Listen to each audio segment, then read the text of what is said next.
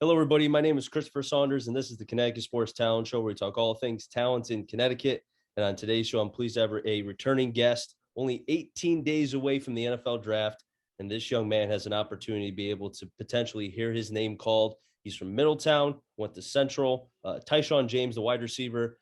Tyshaun, great to be able to have you back on here. It's been a long 2 years, man. Yeah, thank you for having me back. First and foremost, I want to ask before we get into obviously the hard-hitting questions about football and all that. These past 2 years since the last time I've had you on, just kind of break it down a little bit for me. How did the season go? Your senior year, I saw went very, very well for Central. Yeah, so we it was a learning year. We had like a lot of I think we had like probably 27 freshmen on the team this year.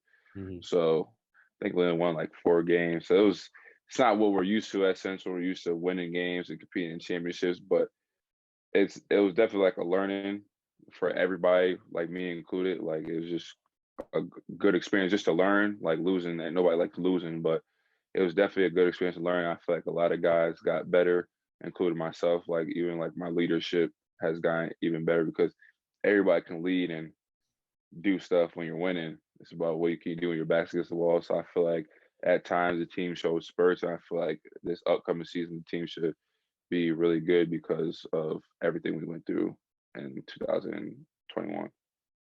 When you were going through your senior year, was it, not to say if it was difficult, but knowing that every game, not to say it didn't mean anything your first couple of years, but this being your senior year, where if there's anything that you need to prove to the scouts and coaches or whatever, like every game, like basically the tape doesn't lie. Was it difficult for you as far as with the pressure aspect, or it just didn't phase you at all? No, I really didn't think about his pressure. Hmm. Honestly, it was just like I just wanted to get through the season healthy, no crazy injuries that could send me out through the season, and I just wanted to win a championship and go far in the playoffs. That was the biggest thing for me. Like that's how it's always been. Like yeah, got people were talking about me going to the NFL, getting a shot, but you only have to take it a day at a time and a season at a time. And I feel like if I didn't do what I had to do for my senior season, then the NFL wasn't in conversation. And I feel like I did what I could do, what I can control and stuff like that. So that was the biggest thing for me. We fell short of winning a conference championship, but I feel like a lot of guys got better during the season, including myself. So I feel like it was never just like a throwaway season. I feel like it got us tougher mentally, physically, and stuff like that. So I'm excited to see what my future holds and then what the future holds for the team next year. When I think about the potential of a player like yourself getting drafted, and this is just basing off of what I've read, I know that a lot of teams look at obviously what they've done during the season, but I feel like another factor is, how does the player react when things are not going perfectly? Like you mentioned, it was a tough season, a lot of young players. I think over the course of the next couple of years, we'll see a better Central team. But I would almost think they're looking really kind of, okay, how is Tyshaun reacting if he's not getting the ball in certain quarters, or if the team is not playing well? How is he reacting? Is he being a leader? Is he screaming? Is he going Tom Brady crazy? Uh, I think that is huge, and I think it sounds like you handled yourself as perfectly as you could in a tough situation with the young team for Central. Oh yeah, I know it's not just me on the field. Of course, I want the ball, and I know in the late game situations, I know the ball is going to be put in my hands, and it's going to be on me to make a play. So I don't never mind stuff like that. Mhm. So yeah, it was just always like I'm not like one of those guys that are big on screaming and going crazy. I'm more of like chill, lay back, relax, like. But I always want to win and make sure things are getting done the right way. Mhm. But yeah, so it was never like no pressure. It was I don't know. I take the game in like a different way. Like when we're in late game situations, a close game, you get to see my face. It's like it is now. I'm not panicking, going crazy and stuff like that. So that's just how I am. Like if I'm not getting the ball, it's gonna find its way toward me. Like there's be a lot of times where I wouldn't get the ball early because I'm getting double teamed and stuff like that. Then we have to see how teams are playing me, and then the second half, I'll go in the locker room. Me and Coach Mack will talk. All right, we're gonna call this up. We're gonna call this up, and I'll switch things up. But I know it was never of every game we gotta go. We gotta get Tyson ball. We gotta do this. We got every game we gotta be able to run the ball first, and we gotta be able to execute, run the ball, limit penalties, and then win the game. That was the biggest thing for me and for us. As your season progressed and it started to wind down, when did it start to hit you that, okay, like I need to start making sure, like you mentioned, staying healthy for the draft, physically, and because obviously you can't work out a lot during the season because you got to make sure that you have time for other things too, film and all that. Yeah. Um, when did it start to hit you that, okay, like draft time, I need to start preparing for that? Was it after the season? Yeah, absolutely. I would people would tell me, "Oh, you should start doing this stuff, working on the 4 days." No, I'm playing football right now. I'm in season. I'm not doing that stuff. I will do that stuff. I got plenty of time to work on it as a season. Because if I was working on thinking about my future and the 40 and stuff like that, I wouldn't be able to give my full potential to my teammates that they want and need. So I was never doing the 40 drills, practicing 5 and 5 or bench press, all that stuff. I Mhm. was lifting what we had lift for the team, and practicing. I was practicing all the time, doing what I had to do. I wasn't really looking onto the draft. Then after the season, once I probably after the last game or whatever, I ended up signing with my agent probably 2 days after my last game or a week after. And Mhm. then that's when the ball started rolling, figuring out where I was going to train at and where I was going to live at and all that stuff.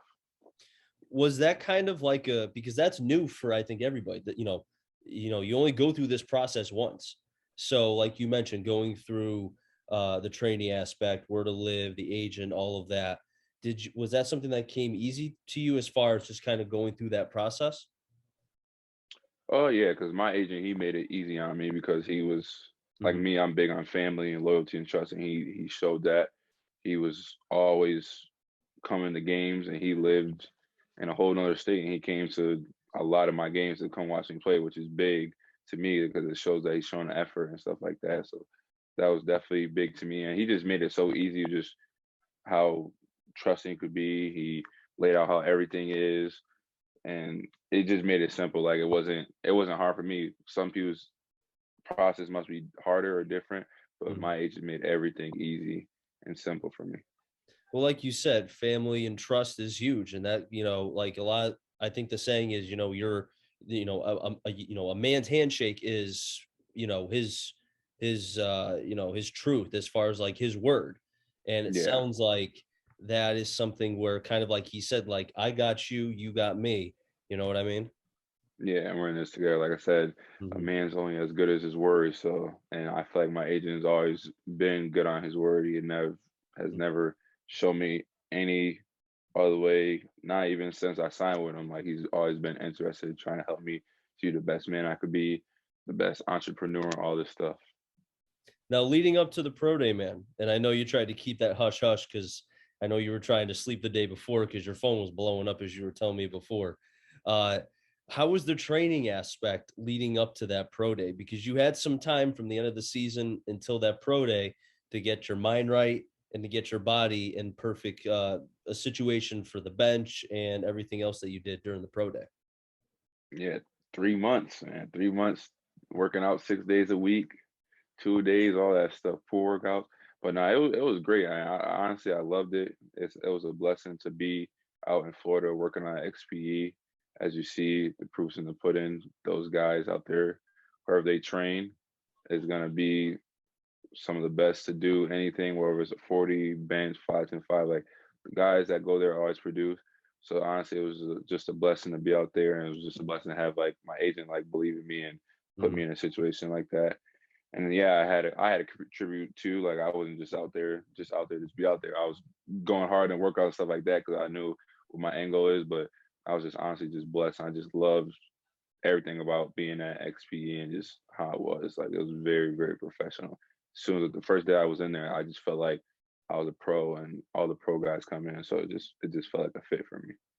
And with the pro guys kind of coming in too, were you able to, because obviously they have a job to do, you have a job to do, but were you Yeah. able to kind of talk to them a little bit, pick their brain, anything like that, just to try to help grow yourself even more during this process? Yeah, I was able to talk to one of the pro guys and just because like we had like a workout and we were running routes and stuff. It was like a field workout running routes. And I was just trying to like ask him some questions and like how he ran this certain route, how he did this, how he did that. And he gave me like some insight on it. He wasn't like cocky or nothing. He was really like down to earth and like just true. And that's what I really like. So it was definitely good to like just learn new stuff and ask questions and stuff like that because, like I said, closed mouths don't get fed. So I'm not one of those guys that's gonna sit there and be quiet. If I'm working out with somebody, I got a question, I'll ask a question just so I can learn as much as I can because they're doing something I want to do. So, and you can learn from anybody, no matter if they're older or younger than you. Exactly. I mean, even wide receivers who played 30 years ago, like you can't tell me that, you look at players who played in the past, like, Dan Marino. I know Tom Brady's still playing. He'll probably play until he's 60 years old. A Jerry Yeah, Rice with your position at wide receiver. You can't tell me that just because the game has changed a little bit and he's a little bit, gray in the hair, that he doesn't know a thing about playing wide receiver. I think oh he knows a shoot, lot. no, they know a lot. Oh yeah, him, guys like him, Randy Moss, Shannon Sharp, Larry Fitzgerald.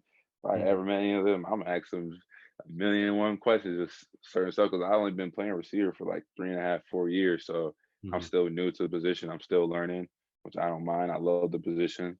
I just love playing football. Honestly, it don't really matter what position I'm at, but I definitely love playing receiver. I'm definitely happy I made the switch from QB to receiver. Shannon Sharp, he was a very good tight end when he played with the Yeah. Broncos and the Ravens, but Mhm. he's I think somewhere, I don't know if he's 40 or 50, but he is chiseled, like he's ripped. Oh I yeah. see I see him on Undisputed when he's arguing with Skip because Skip has a stupid take or something, but he's just so big. I'm like, well, how are you this big? Yeah, genetics, yo. Guy don't miss a workout, don't miss a meal. Yo. You can tell. And he's funny too. He's got some very Oh funny yeah, one-liners to Skip. he be had me crying on that show. Every time I watch that, I'm like, yo, this guy's crazy.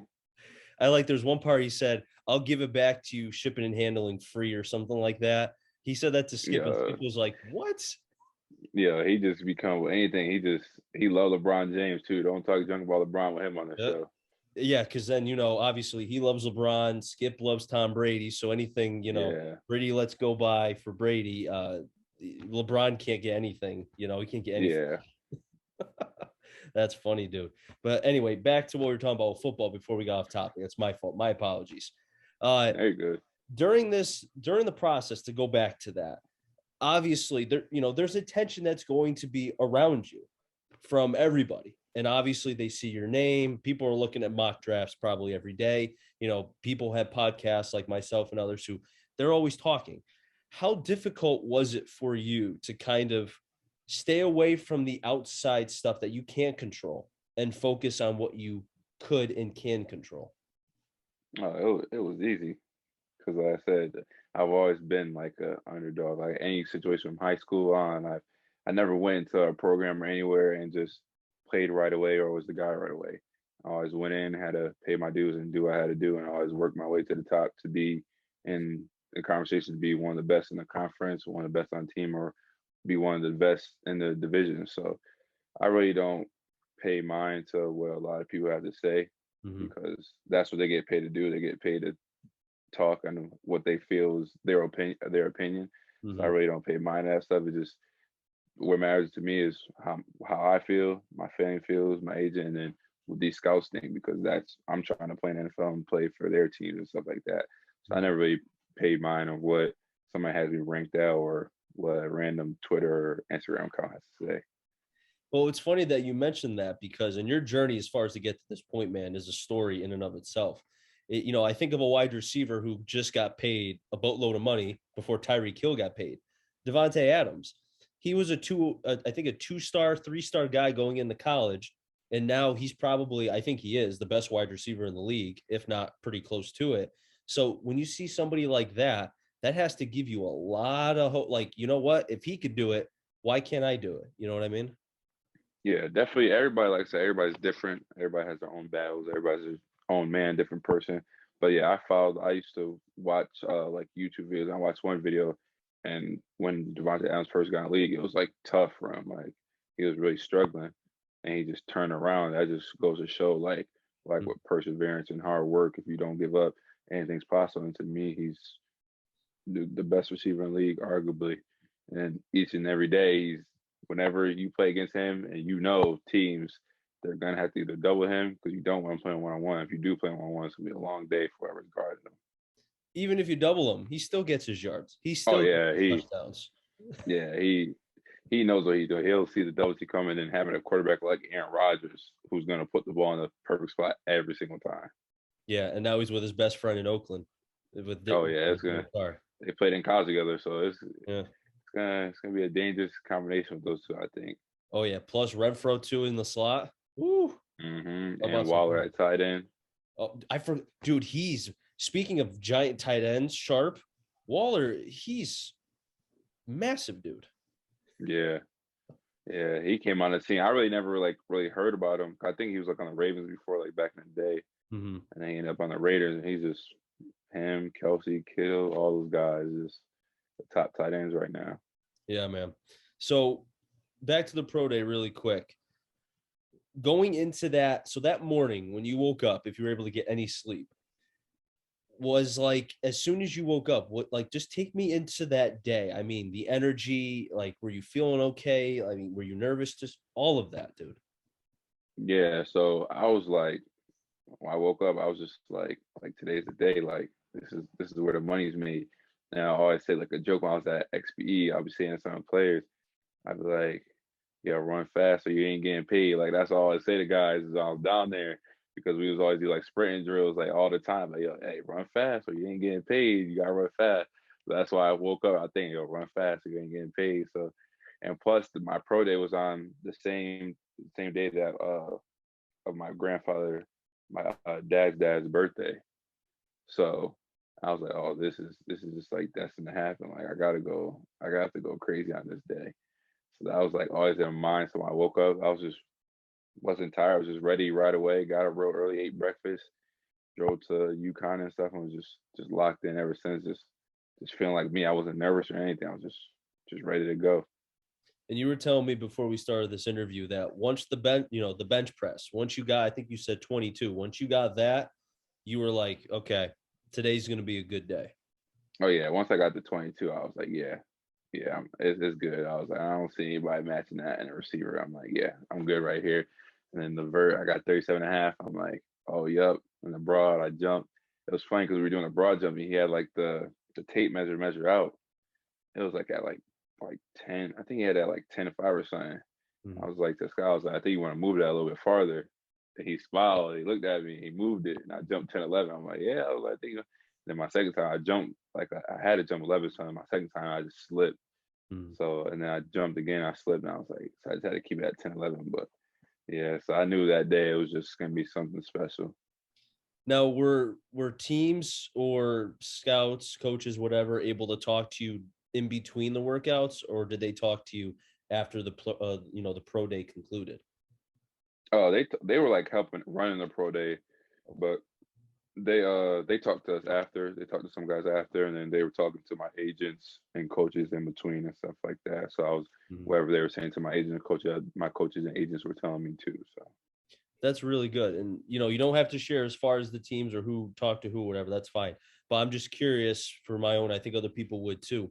Did it seem like there was a lot of interest after that pro day for you? oh yeah, because there's I think all 32 teams there, but there was a couple teams there. But my agent was texting me, he was like yeah, you're getting a lot of buzz because like I said before, it was undrafted, and then after that pro day, there was a couple teams that were saying I'm draftable. Like, and I know before it was like, oh, we're gonna have tight end, oh, safety, like teams didn't know. And after that pro day and after the workouts, they're like, yeah, receiver. And we're not looking at him as a tight end or anything else. Just looking at him as a receiver now. So It's that's good, I almost guess. like you said, if you don't run fast, you don't get the money. It sounds like, Oh well, yeah. if you don't do well in the pro day, you're not going to get the money because it sounds like you made Oh yeah. yourself some nice money doing that, buddy. Oh yeah. Biggest thing with them, they wanted to see if I could run fast and they wanted to see if I could get in and out of my cuts at my routes. So I was able to do that at the pro day, got in and out of my cuts very well. Didn't drop any passes, caught everything that was thrown my way. So I feel like I showed them what I'm capable of doing and all that stuff. Not shocked that you showed them what you did, man, because you did it throughout your entire career with Central. And like you said, you made yourself like I think the fact that you are as calm as you are is something that a lot of athletes don't have because they get nervous, they get tight. I don't think that affects you by any means at all. Nah, I feel like You're very I've calm. been Yeah, lately I just been getting really into like I always believed in God, but now I'm like diving into it more. So with that, it's just like I pray a lot more. It's just you just Mhm. gotta let Him take control, and what's meant to be is gonna be. Like that's how I really feel. I feel like He hasn't failed me yet, and I've always had my faith in Him and stuff like that. Mhm. So that's really what it is. I feel like on Saturday or Sunday or whatever day, I feel like I'll get that call. Honestly, Well, it's funny that you mentioned God because I'm sure he's got a tough task because with your family being Giants and Cowboys fans and you name it, he's like, I don't know what to do with this young man. I don't know. Is there a way I can put him on 5 teams? Let him play for one yeah. team? Shoot. Hey, he can put me on any team he wants. And I'll be happy with that. They'll switch their team up for any team I'm on. Oh, I'm not surprised. I mean, you could play for the arch rival. I mean, if you play for the Giants, I'll be a Giants fan. Anytime that you're playing against Dallas, I'll be rooting that you put up a couple tubs against them. Seriously. No, thank you. But before I let you go, Tyshaun, thank you so much for coming back on here. I really appreciate it. Thanks 18 for days, having me. yeah, no problem. 18 days away from the draft. Starting to get up there as far as, it's getting to that point. Uh Obviously the training doesn't end, and I know that you're trying to make sure you keep yourself healthy and such. When do you think it's going to hit you like, okay, now like the draft is coming? Has that even hit you yet? Nah, it hasn't hit me like when teams call and stuff. When I talk to teams, and I Mhm. feel like the conversations are going well and stuff like that. But it still hasn't hit me yet. I don't think it will hit me until I'm chilling with my family and we're just watching the draft. Because I always watch the draft with my dad and family stuff. Like it's long and stuff. Mhm. So it's really not something a lot of people want to do. But this year, I'm definitely like watching every pick because, like I said, I train with some guys at XPE, and I know they're gonna get drafted. So, like I said, I'm rooting for everybody. I want all of us to get drafted. So it'll be good to see some of those guys' dreams get made too. But it really won't hit me until I get that call.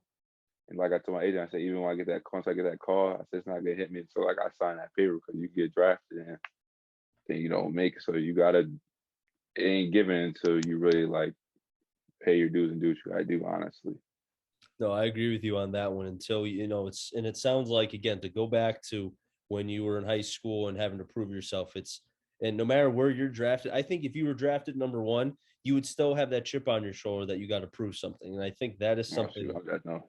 I'll be happy. I got. I don't think that's happening. If I do, man, I'll be happy. I'll say that right now. I was man. I'll be one happy guy. I got drafted number one. I don't think it's happening though. But hey, if it did, thank you God, and I appreciate it. I'm gonna do what I gotta do. But I think it's one of those things where you will do the best that you possibly can, and I think that is something that will be able to sustain however long. And I truly believe that you will be drafted amongst the rounds. I don't know where. I don't want to lie and tell you I know because I don't. I don't think anybody Oh knows. yeah, it's hard. Yeah, It's it's difficult to. you could be like I said, my agent, he's gonna tell me what rounds we think, what teams, because like right now it's a good amount of teams that have me on their board and stuff like that. So you'll Mhm. never really know the set team or set round and stuff like that. But like I said, as long as I get that call, I'll be happy. I don't care what team it is, what round it is. And I think a Hey, lot of people. I think a lot of people from Connecticut will be, because typically I don't watch after like the fourth or fifth round because it gets kind of stale and you start oh hearing. yeah, trust me, I Yeah, know. it's difficult because I start hearing some really bad jokes from like Mel Kiper or somebody, and I'm like, nope, nope, turning it off. But because I want to hear Tyshaun James drafted number whatever pick this team, I will make sure I watch every round because I'll be like, okay, is this the pick? Is this the pick? Because there's teams that need wide receiving help. The Falcons need Oh help. yeah, We were talking about the Chiefs. I mean, Dallas can't get enough of wide receivers. I know they just traded Cooper. So there's teams that need wide receivers. And I think for you specifically, and I don't mean to keep you, I think the fact that the no, you're good. Rams, I think that the fact that the Rams won the Super Bowl with how they won it, with OBJ, even though he got hurt, I know he got hurt, but still, and Cup and all them, that position is not what it used to be 10 years ago, where people thought once the weather got cold, then you put the wide receivers in the garage until the spring. No, no, no, no, not anymore. You need wide receivers to win Super Bowls now. Oh yeah, and just like football, it's a dangerous sport. You never want people to get hurt, but injuries always happen. It's always the next man up, and Mhm. that's how a lot of guys make their living and make their money. When somebody goes down, they just take advantage of the opportunity. And that's how I made my living. Somebody went down and I Mhm. just took advantage of the opportunity. I was saying I was never going to let that spot back up. So that's really what it is, honestly. So, oh, a lot of teams are in need of wide receivers and stuff like that. And I think what just helps me is like I'm a bigger wide receiver, but I'm Mhm. not like I'm not too big, so I could play in the slot too and play all over. Or if our team was like, oh, we need you to get to like 235, 240 and go to like H back or something, I will be able to do that too. So it's Mhm. just filling out and seeing whatever team that picks me up, and then whatever they ask me to do, that's what I'm gonna do. Special teams, anything, hey, I'll do it. Hey, why not? Now, before I let you go again, now when your name is called, because I want to make sure that I send this back to you and be like, hey, this is what you said and your dream came true. When, if and when you get drafted, dude, and you have an opportunity, just kind of, is there anybody that you would want to thank or anybody that you want to say anything like that really quick? I'm gonna thank God first and foremost. I'm gonna thank like my family. That includes my mom, my dad, my aunts, my uncles, and just everybody who's like stayed down and believed me in through this process because it's been a tough process.